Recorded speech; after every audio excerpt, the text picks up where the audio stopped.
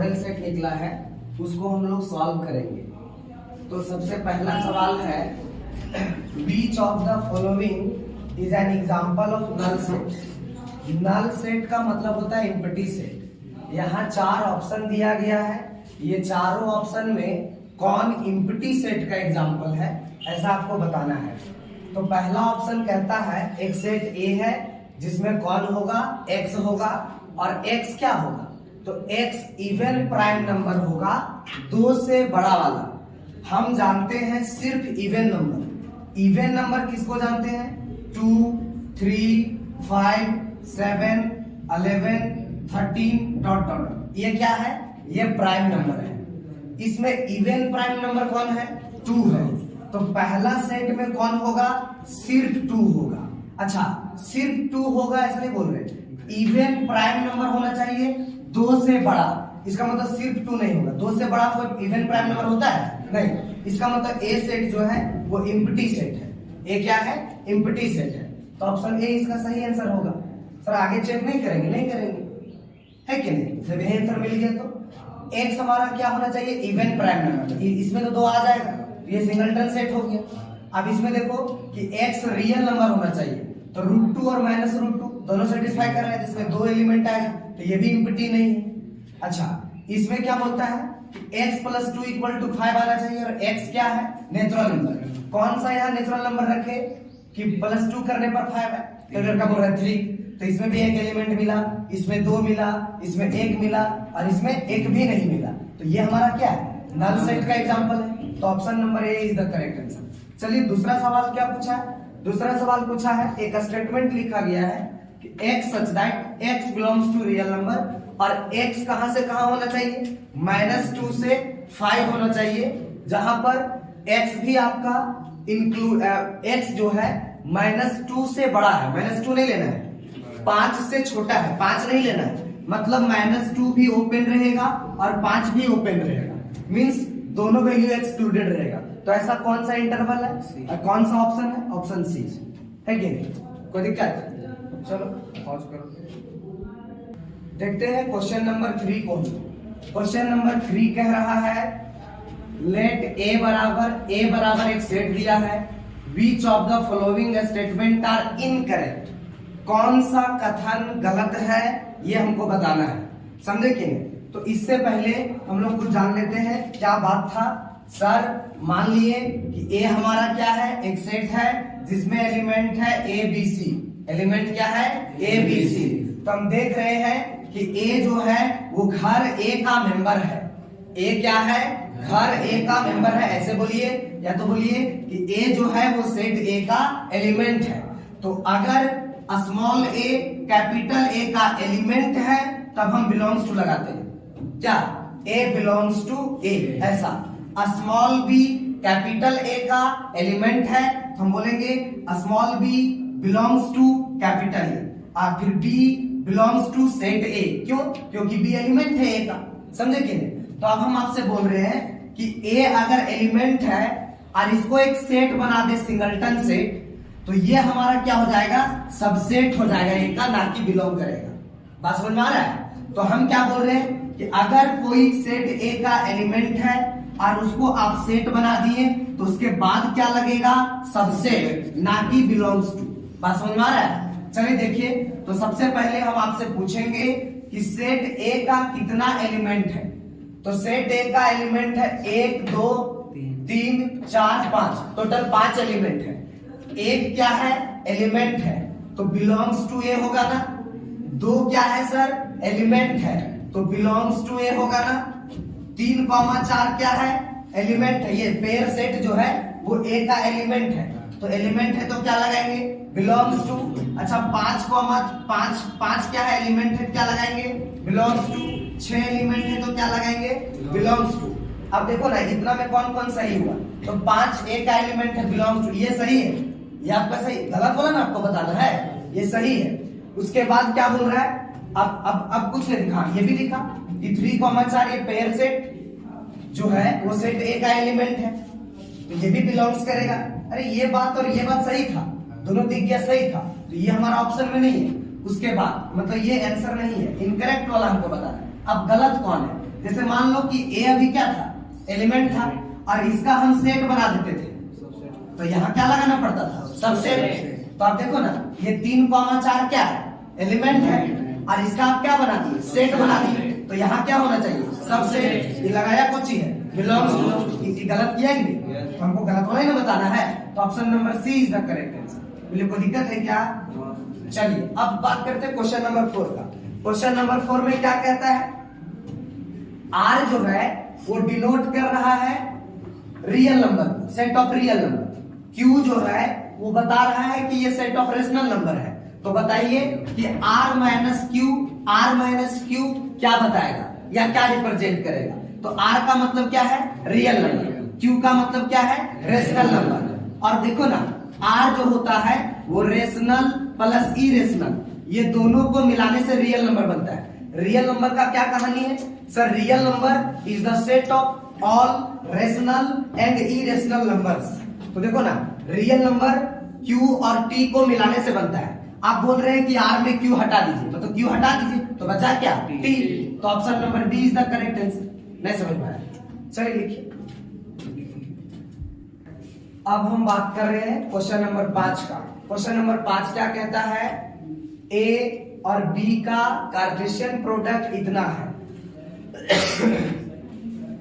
A और B का Cartesian product दिया गया है, आपसे पूछा जाता है सेट A क्या होगा। हम क्या जानते हैं, कार्टेशियन प्रोडक्ट में जितने भी ऑर्डर पेयर है सबका फर्स्ट एलिमेंट फर्स्ट सेट में होगा और सबका सेकेंड एलिमेंट सेकेंड सेट में होगा। तो भाई मेरे, तुम देखो इस कार्टेशियन प्रोडक्ट के सेट में कितने ऑर्डर पेयर है, 1 2 3 4 5 ऑर्डर पेयर है। सबका जो पहला एलिमेंट है, सबका जो पहला यही सब है, जो रिपीट कर रहा है उसको एक बार लिखो। हम बार बार सिखाए कि रिपीट नहीं करना है कि नहीं। ये पहला एलिमेंट, ये सारा जो फर्स्ट एलिमेंट है वो कहां पर होगा, पहला एलिमेंट -1 1 2 और 3 ये सेट ए में होगा। उसके बाद वाला जो है वो कहां पर होगा, सेट बी में होगा। बाद में क्या है, 0 0, एक बार 0 लिखेंगे, 3 3 4 5। बोले कोई दिक्कत है क्या? क्या दिक्कत है कृष्ण? देखो क्या है, ए भी मालूम चल गया, बी भी मालूम चल गया। हमसे पूछ क्या रहा है, ए पूछ रहा है सर बताओ ए में कौन कौन होना चाहिए, -1 1 2 3। तो ऑप्शन में नहीं है सर, ये गलती है क्या? हाँ गलती लिखा है। तो हम क्या करेंगे, कुछ नहीं, हम समझ गए ना करना क्या है। ऐसे अगर ये लड़का बोल रहा है कि यहाँ सुधार के लिख दे, हाँ लिख देंगे, option is the correct answer. नहीं, अगर यहाँ 3 के जगह 2 लिखा होता तब -1 1 2 3, समझे कि नहीं? तो ये हो गया। सोचना कैसे है, कार्टेशियन प्रोडक्ट में जितने भी ऑर्डर पेयर होंगे सबका पहला एलिमेंट कहाँ होगा, फर्स्ट सेट में, और सबका बाद वाला एलिमेंट कहाँ होगा, सेकेंड सेट में। तो बी पूछेगा तो बाद वाला बताएंगे, ए पूछेगा तो पहले वाला। ये लड़का बोल रहा है दोनों बताएंगे, उसका कोई जगह नहीं है, भाग जाएगा से। हजारीबाग छोड़ दो, बढ़िया है कि नहीं? क्या बोल रहे हैं, इफ ए बराबर एक्स वाई जेड, ए में कितना एलिमेंट है, 3 एलिमेंट है, बी में कितना एलिमेंट है, 2 एलिमेंट है। अगर ए में 3 एलिमेंट है, बी में 2 एलिमेंट है, तो ए क्रॉस बी में कितना एलिमेंट होगा, 3 दूनी 6 एलिमेंट होगा। हम जानते हैं कि अगर कोई सेट के पास 5 एलिमेंट है तो इसका टोटल सबसेट कितना होता है, 2 का पावर 5। अगर किसी सेट के पास कोई सेट बी है और बी का एलिमेंट 3 है तो इसका बी का टोटल सबसेट कितना बनेगा, 2 का पावर 3। हमसे पूछा जा रहा है कि ए इतना है, बी इतना है, how many subset will A cross B have, A cross B के पास टोटल कितना सबसेट बनेगा। अगर हमें किसी का सबसेट चाहिए तो उसका एलिमेंट खोजिए कि कितना एलिमेंट है। किसका सबसेट चाहिए, ए क्रॉस बी का। किसका सबसेट चाहिए, ए क्रॉस बी का। तो ए क्रॉस बी का टोटल एलिमेंट खोजो कितना है। तो ए क्रॉस बी में टोटल एलिमेंट कितना है, 6। तो 2 का पावर 6 इसका टोटल क्या हो जाएगा, सबसेट। तो 2 का पावर 6 यानी कि 64 is the correct answer. Total subset इसका कितना होगा, 64। अगर मान लो कि 4 ही एलिमेंट होता तब, ए क्रॉस बी में 4 ही एलिमेंट होता तब, तो 2 का पावर 4 हमारा टोटल सबसेट होता जो कि 16 होता। कोई दिक्कत है क्या? चलिए ये बात बहुत बढ़िया से समझा आप लोग। और यहाँ पर देखते हैं क्वेश्चन नंबर 7। क्वेश्चन नंबर 7 क्या बोलता है कि एक फंक्शन दिया हुआ है रियल फंक्शन, इसका डोमेन क्या होगा। तो देखो ये स्क्वायर रूट वाला फंक्शन है और इसमें क्या बताए थे कि फंक्शन डिफाइन रहे जिसके लिए रूट के अंदर वाला बात को हमेशा क्या होना पड़ेगा, ग्रेटर देन इक्वल टू 0, तभी ना फंक्शन डिफाइन रहेगा। अरे भैया रूट के अंदर वाला बात पॉजिटिव होगा तभी ना ये फंक्शन डिफाइन रहेगा। तुम नहीं समझा बात अलग है, भूल गया। हम बताए थे कि रूट कोई भी फंक्शन डिफाइन कब होता है, जब डिनोमिनेटर 0 नहीं होता है और रूट के अंदर में नेगेटिव नहीं होता है। तो रूट के अंदर में नेगेटिव नहीं होगा तो क्या होगा, पॉजिटिव होगा। वही बोल रहे हैं कि रूट के अंदर वाला क्वांटिटी को क्या होना पड़ेगा, greater than equal to 0। x minus 3 को 0 से बड़ा होना है, इसका मतलब x को ग्रेटर देन इक्वल टू 3 होना है। -3 उधर चला गया तो x का वैल्यू क्या होना है, 3 और 3 से बड़ा है। 3 और 3 से बड़ा कौन कौन है, 3 और यहाँ पर सिर्फ 3 है, सिर्फ 3 से बड़ा ऐसा बोला गया है। और यहाँ पर 3 और 3 से बड़ा, कितना बड़ा, इंफिनिटी तक। कोई दिक्कत है क्या? यहाँ क्लोज क्यों लगाए, क्योंकि ये इंक्लूडेड है यहाँ पर इक्वल टू, इसीलिए क्लोज वाला लाइन, ओपन वाला नहीं। तो ऑप्शन सी हमारा जो होगा वो करेक्ट आंसर होगा। चलिए लिखा। अब हम बात कर रहे हैं क्वेश्चन नंबर 8 का।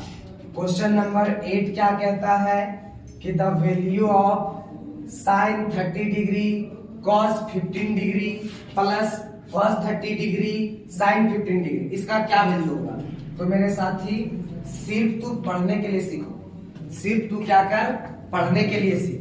देखो यहाँ पर क्या है, 30 डिग्री है तो इसको बोल रहे हैं साइन ए कॉस बी, है ना। 30 डिग्री को ए बोल रहे हैं, 15 डिग्री को बी बोल रहे हैं।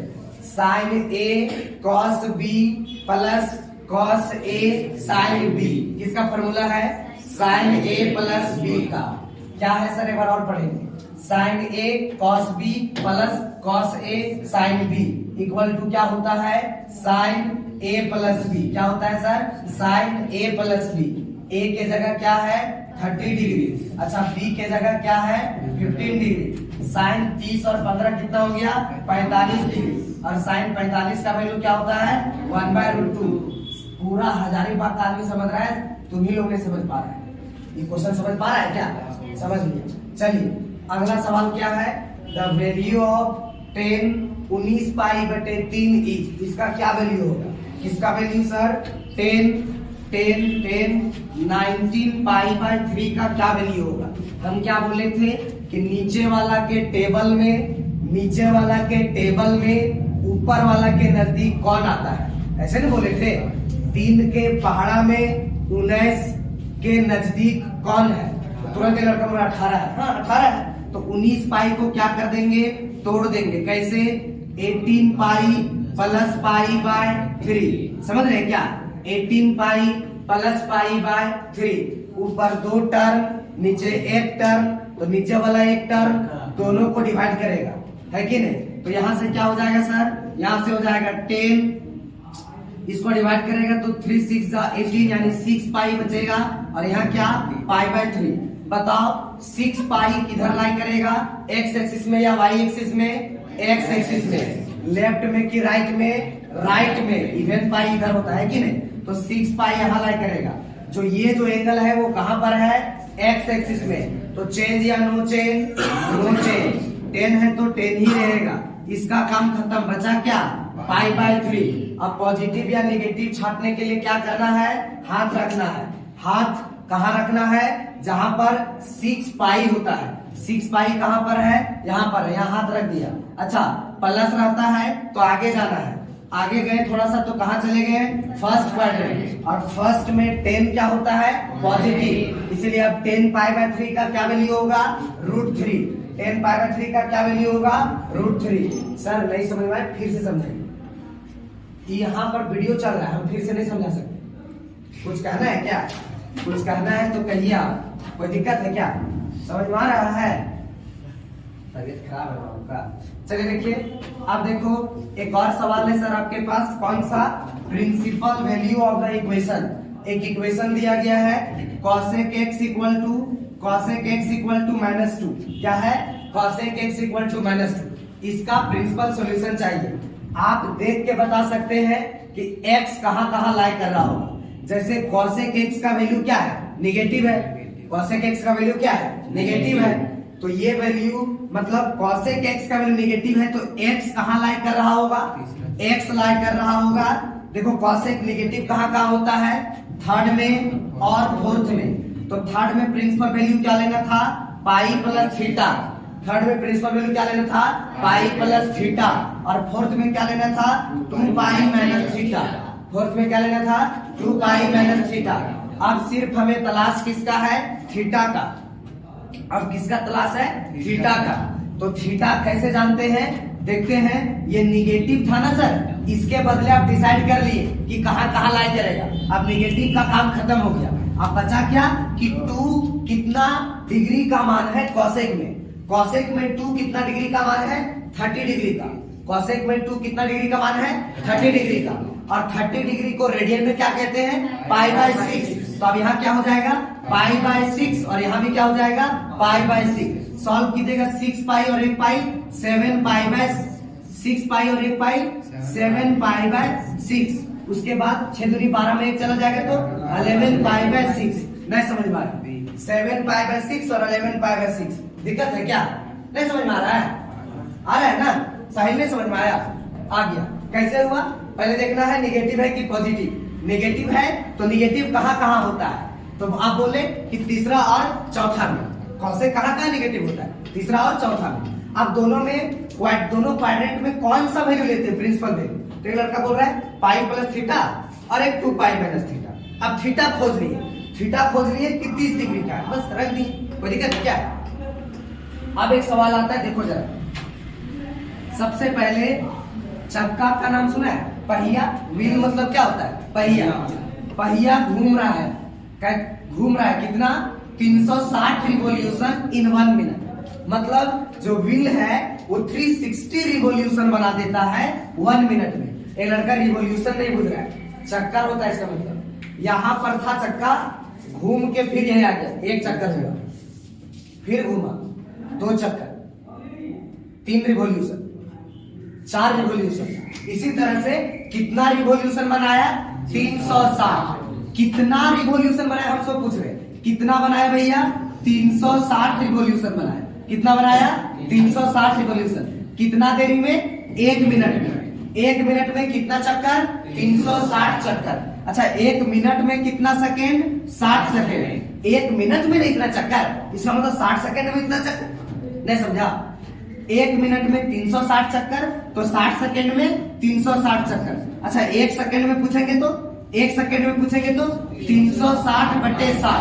ये 60 जो डिवाइड हो जाएगा। अच्छा 60 का पहाड़ा में 6 बार में 360 आता है, यानी कि 1 सेकेंड में कितना चक्कर लगा रहा है? 6 चक्कर।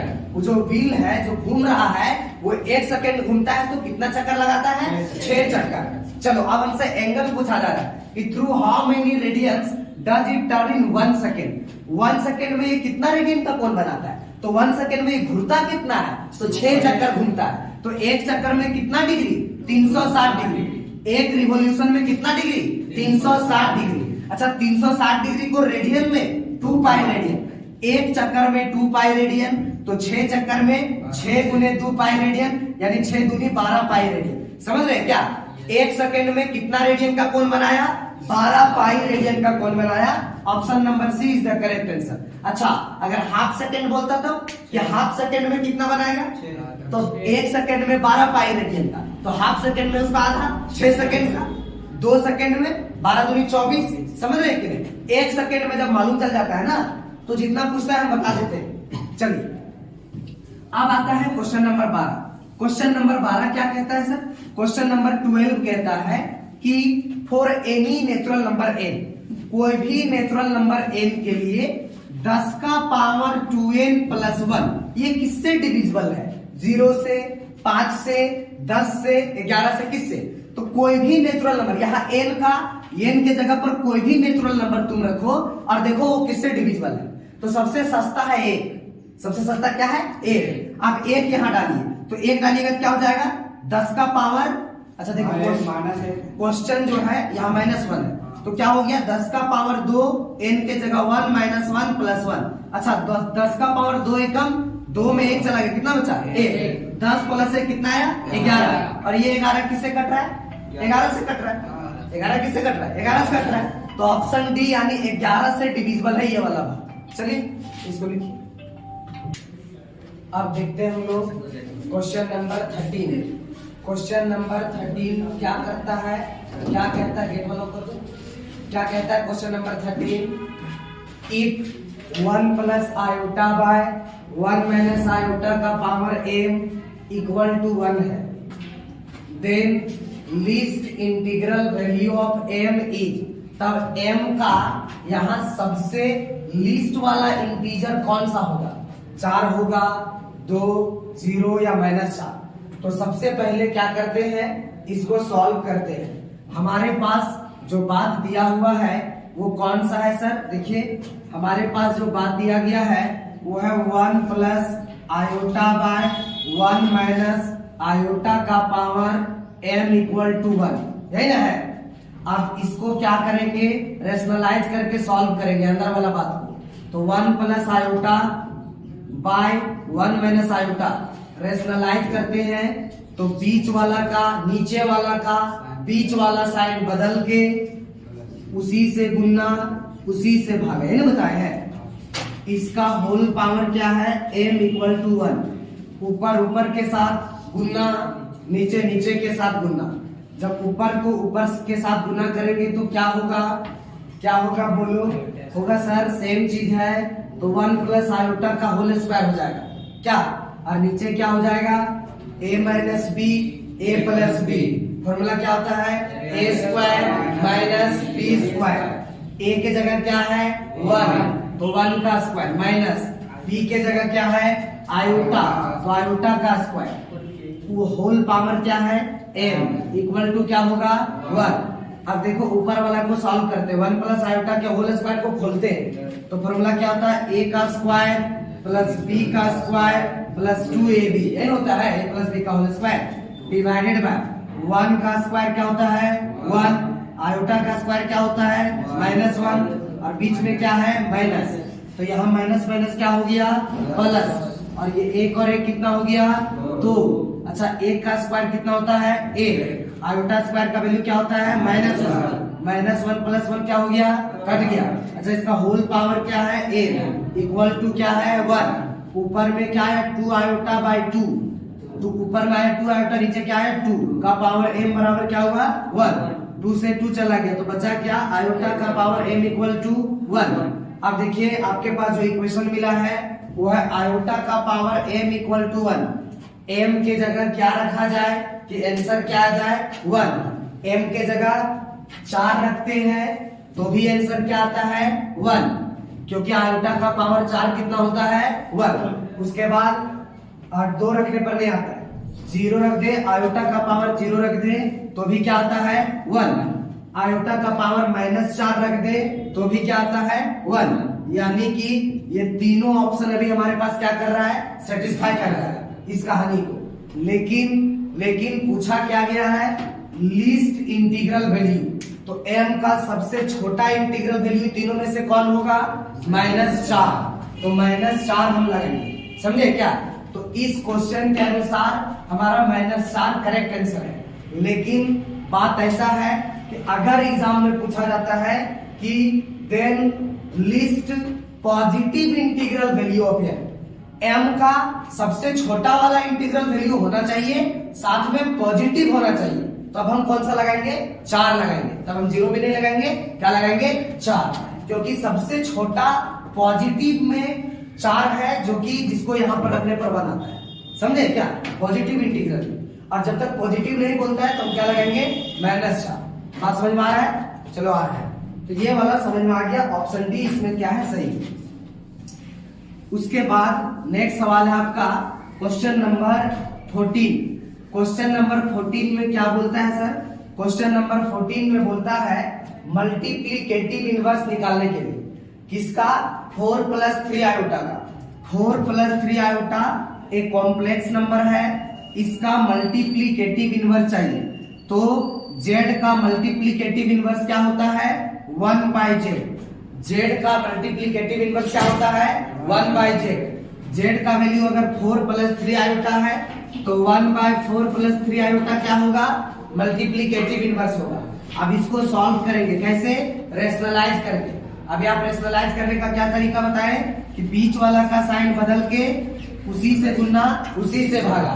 तो 4 प्लस 3 आयोटा है, ऊपर में गुना किसे करेंगे 4 माइनस 3 आयोटा से, और नीचे क्या हो जाएगा 4 माइनस 3 आयोटा। तो ऊपर से गुना करेंगे क्या आ जाएगा 1 से करेंगे तो वही बात आ जाएगा, और नीचे क्या हो जाएगा a plus B a minus B, यानी कि 4 का स्क्वायर 16 माइनस 3 आयोटा का स्क्वायर। तो 3 आयोटा का स्क्वायर 3 का स्क्वायर क्या होता है 9, आयोटा का स्क्वायर क्या होता है -1, माइनस माइनस से क्या हो जाएगा प्लस। तो यहाँ पर हो जाएगा +9 और 16 9 कितना हो गया 25, और ये 25 क्या जाएगा दोनों में जाएगा 4 में भी 3 में भी। तो 4/25 माइनस 3/25 आयोटा। तो ऑप्शन बी 4/25 माइनस 3/25 है ना। तो ऑप्शन बी हमारा क्या है करेक्ट आंसर है। उसके बाद आता है modulus of the complex number. एक कॉम्प्लेक्स नंबर है z इक्वल्स टू एक कॉम्प्लेक्स नंबर है z equals to √3 minus iota. क्या है √3 माइनस आयोटा, इसका मॉडुलस चाहिए।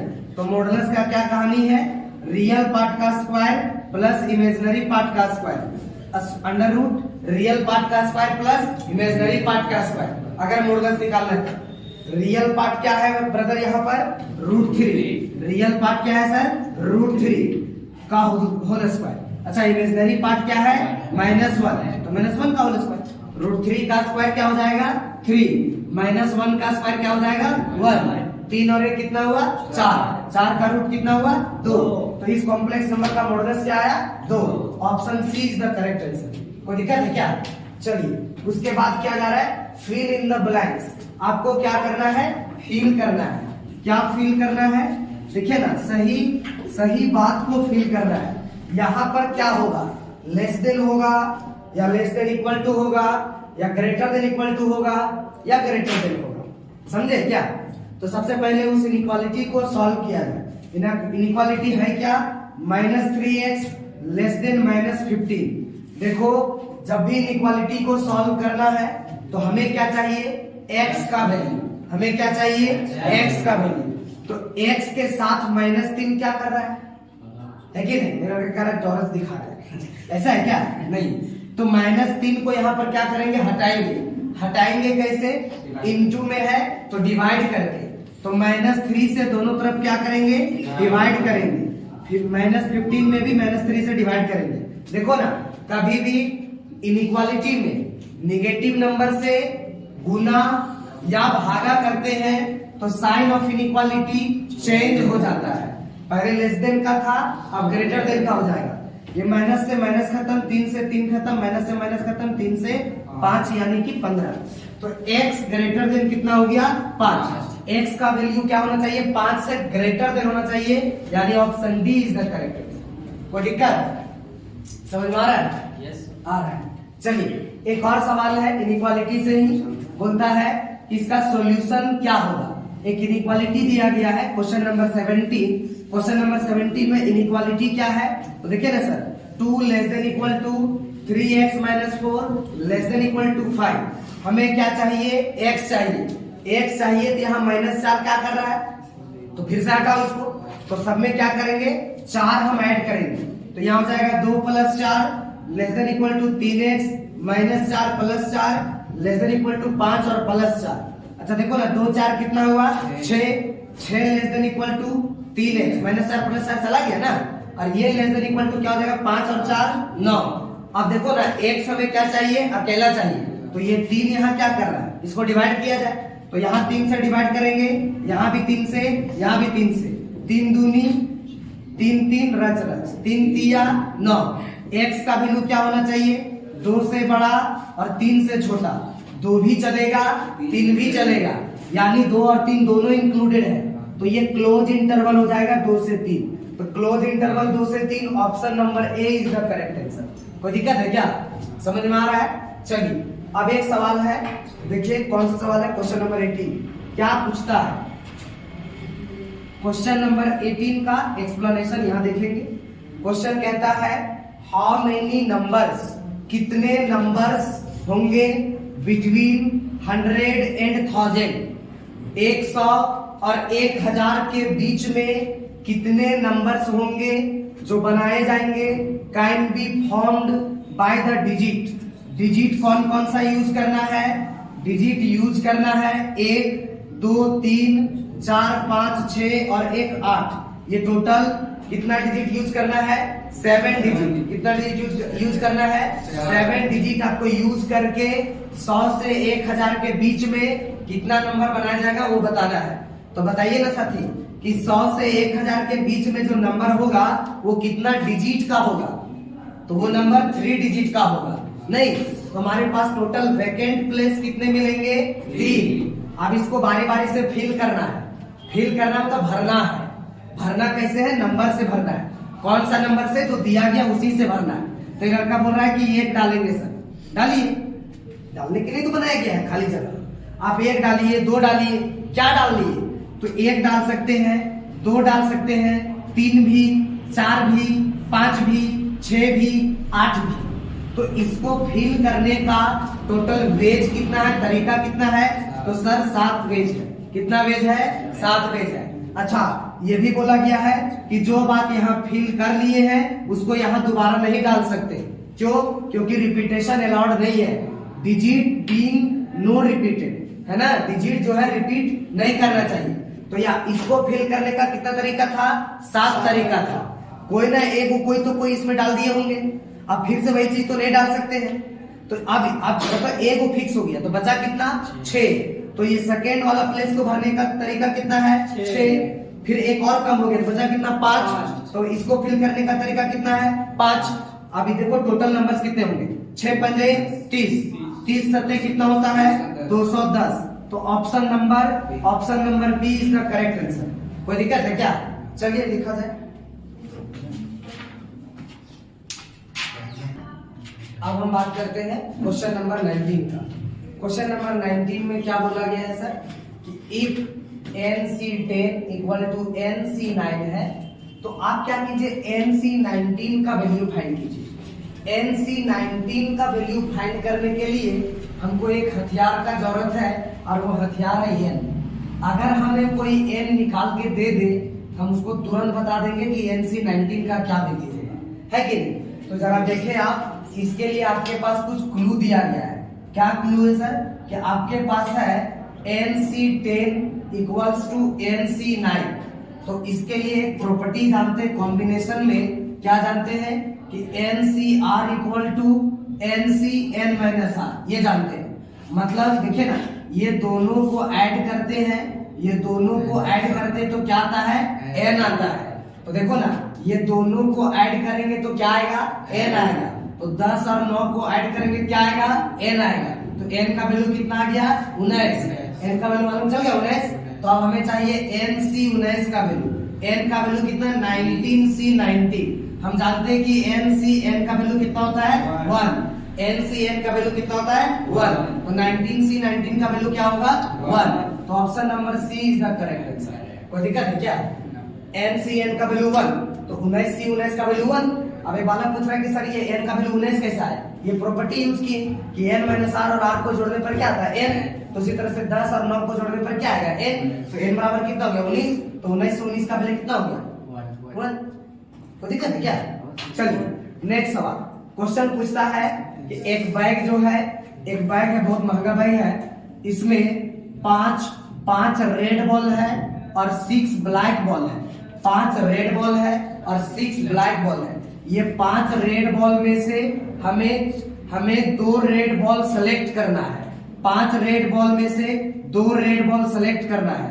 तो 5C3 हो जाएगा। सेलेक्ट करना मतलब कॉम्बिनेशन। 5 में से कितना? 2 रेड बॉल, तो 5C2। अच्छा 6 ब्लैक बॉल में से कितना सेलेक्ट करना है? 4 ब्लैक बॉल, तो 6C4। तो टोटल वेज कितना होगा? टोटल वेज कितना होगा, 5 में से 2 रेड और 6 में से 4 ब्लैक बॉल सेलेक्ट करने का टोटल तरीका कितना होगा। तो सर टोटल वेज होगा कितना, 5C2 इंटू 6C4 है कि नहीं। तो अब इसको सॉल्व किया जाए, 5C2 को सॉल्व करेंगे तो क्या होता है, 5 का फैक्टोरियल, फिर 2 का फैक्टोरियल, फिर दोनों को घटा के फैक्टोरियल, 3 का फैक्टोरियल। इसी तरह यहाँ सॉल्व करेंगे 6 का फैक्टोरियल, ऊपर वाला का फैक्टोरियल बटे नीचे वाला का फैक्टोरियल, फिर दोनों को घटा के फैक्टोरियल नहीं चलता है। चलिए 5 का फैक्टोरियल को ब्रेक करेंगे, 5 गुने 4 इंटू 3 का फैक्टोरियल बाई 3 का फैक्टोरियल, 2 का फैक्टोरियल 2 होता है, तो 3 का फैक्टोरियल चला गया। अच्छा 2 2 जा कितना हो गया 4, तो 5 को जाइए कितना हो गया 10, उधर सॉल्व करते हैं। 6 गुने 5 गुने 4 का फैक्टोरियल बटे नीचे 2 का फैक्टोरियल कितना होता है 2, और ये 4 का फैक्टोरियल एज इट इज हो गया। अच्छा ये 4 से 4 का फैक्टोरियल चला गया। अच्छा ये कितना हो गया 2 तिया 6, 5 तिया कितना हुआ 15, तो 15 इंटू 10 150। यहाँ पर क्या मिस्टेक हुआ, यहाँ पर आया 10, रेड बॉल कितना है 6। अच्छा यही तो गलती कर दी है कि उल्टा कर दिया, पढ़ते बढ़िया से। एक बैग है जो 5 ब्लैक बॉल को कंटेन कर रहा है, कितना बॉल को 5 ब्लैक बॉल को और 6 रेड बॉल को, तो यहाँ 6 रेड बॉल हो जाएगा।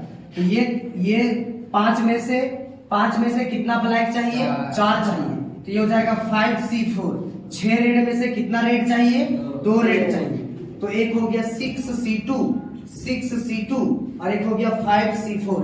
तो 5C4 का वैल्यू कितना आएगा, बिल्कुल इसी तरह से सॉल्व करेंगे तो 5 आएगा, और 6C2 का वैल्यू जो है वो 6C4 के बराबर ही होता है। तो अभी इसको सॉल्व कर दिए, कितना आया था 15, तो 15 25 कितना हो गया 75। तो ऑप्शन डी हमारा सही आंसर है। कोई दिक्कत, चलिए इसको खींचा जाए।